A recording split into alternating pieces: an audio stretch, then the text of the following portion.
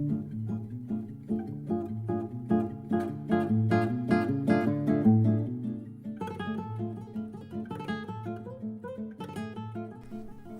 to 5 minutes, probably 10 with Sean. I am your host, Sean Welsh, and today's episode is something that is near and dear to my heart only because I deal with it every single day because it's why I design my company, and it is called vendor pitches. This is all things that dealers will run into or small businesses will run into being pitched by a vendor trying to sell you a service that will inevitably be oversold, underdelivered, and not accomplish half of what they told you it would accomplish. So I started that way. I don't mean to turn people off or upset vendors, but it's a reality, okay?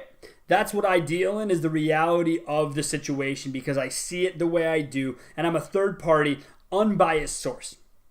Let's start with getting the pitch. It starts with relentless phone calls and emails, which I appreciate, man. I'm a car guy. It's buy or die mentality with me. I totally understand it. But it doesn't really resonate much with dealers who are getting tons of other calls from tons of other vendors, right?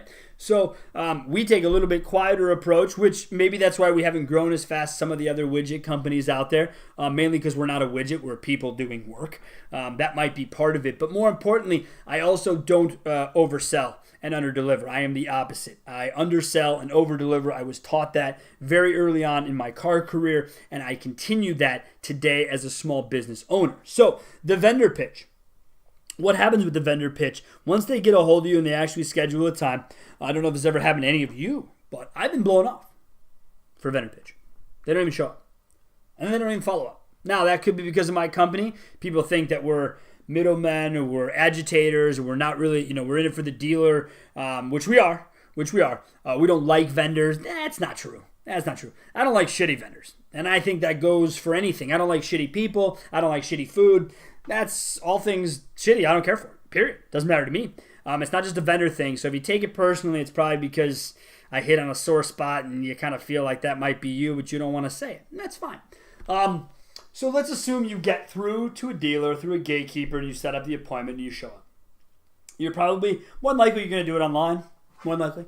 You're not going to be doing it in person. Either way, you're going to be using a PowerPoint deck. This PowerPoint deck is going to be full of eye-catching confusion, just a bunch of nonsense. Normally, you'll find in these decks, comparisons, increase in sales, which is a totally separate podcast, but that's BS, dude. Nobody is increasing your sales. Okay? You are the only one responsible for increasing your sales, all right? But we're not going to get sidetracked here. Let's stick to the vendor pitch. So the pitch comes in, and it's all PowerPoint. Let's assume that they weren't in person, they were on the phone. I have had pitches, and I know some of you have had this as well, where they're in a very noisy environment and just don't care about my experience. They care about delivering their message. So I can barely hear it. Or in a situation where they're not really paying attention, didn't do their research prior, didn't look at the store, didn't find out if they have anything, if they do. I don't know, let's just say that they're active in their community with, charities, right? But you come on the call and you're like, look, man, you should probably get into charities if you're not already. And let me just show you something I do for charities. Guys, the dealer's gone. They're done. They don't want to listen anymore because they already do charities and you didn't do your research. Majority of people calling are calling from call centers or call boxes. They're just crushing the phones, trying to get people on the phone. So you'll have an oversell from the appointment. Once you get into the appointment, you'll be dealing with someone who might be the guy who created the product, probably isn't. In my case, it is. So if you do call me, you will talk to me. But that isn't how most companies are designed. They're mostly designed to get big, get sold, and that's what they are. A vendor wants to basically, gosh, this sounds kind of rough, ladies, I apologize, but they just want to put a notch on the bedpost. They just want to move on and get you in there, get charging you, and then forget about you. Because it isn't, just like in selling cars, it isn't about the sale. It's about the post-sale, man. It's about the post-sale. But again, I don't want to get into what I believe is yet another topic for another day.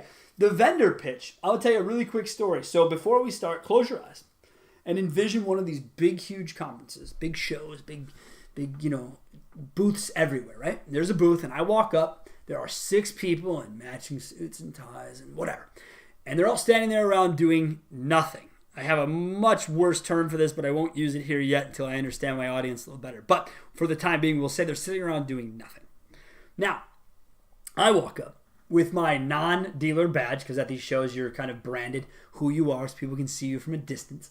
And I walk up and say, hey man, I've got a client who wants me to demo your product. Because remember, folks, if you see the Car Biz Done logo show up at your booth, it isn't because I personally want to learn about what you do.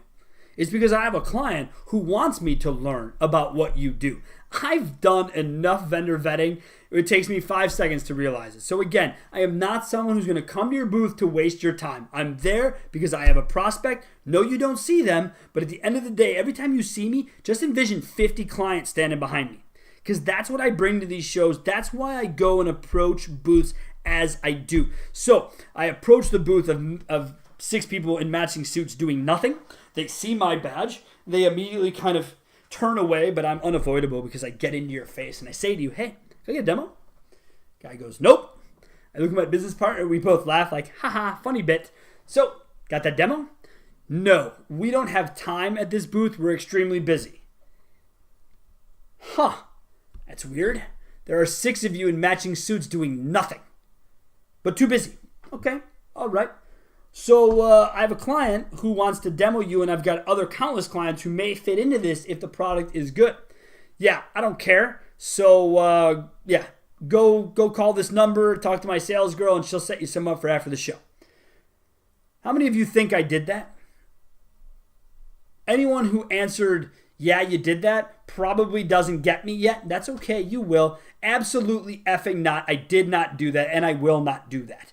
I am here now. I want to be presented with what I have now, and I want to report back to my client now. Not later, not from some sales girl, not from some sales guy, not from... this guy claimed to be an executive of what I have no idea, since he wouldn't talk to me, a prospect of 50 people, because he couldn't get past his own crap with what my badge said on it, right? That's his problem, not mine. It's not even my client's problem, because my client asked me how it went. I told him it went great. He blew me off, wouldn't demo me, so we're done, moving on. Guy's got 8 stores. Could have been 8 deals, but it's not going to be.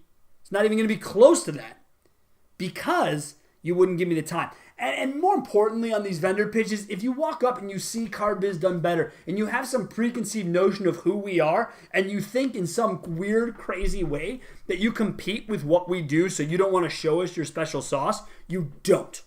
You don't. I am not aware of any mainstream competitor to what I do except for one. And he's not even a mainstream competitor because he hasn't done this his whole life like I have. And I don't consider people who haven't done it competitors. I consider people trying to get in, get fat off of my business, off of my friends, off of my industry, and I don't have any time for it.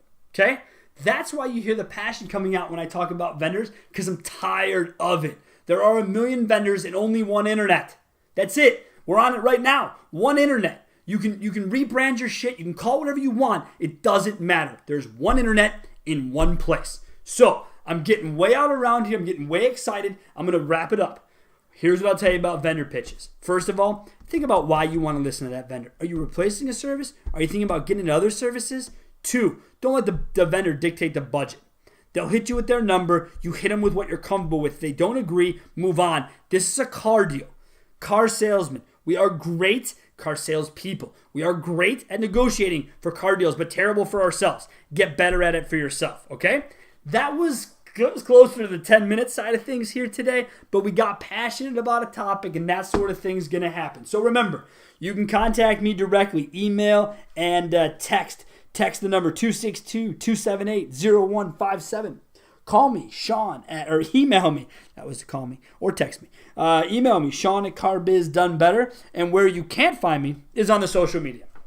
Not on the Twitter, not on the Snapchatting, not on the Facebooking. We don't participate in any of those. So please email me directly, ask me your questions. And if I've struck a nerve, I have set a vendor, please send me those emails and tell me that I was wrong. But know this. I'm not talking about the exception to the rule. I'm not talking about the one guy that does his job great, 2 guys do their jobs great. I'm talking about the 90% of people who don't. That's what I'm talking about. Have a great day and thanks for listening.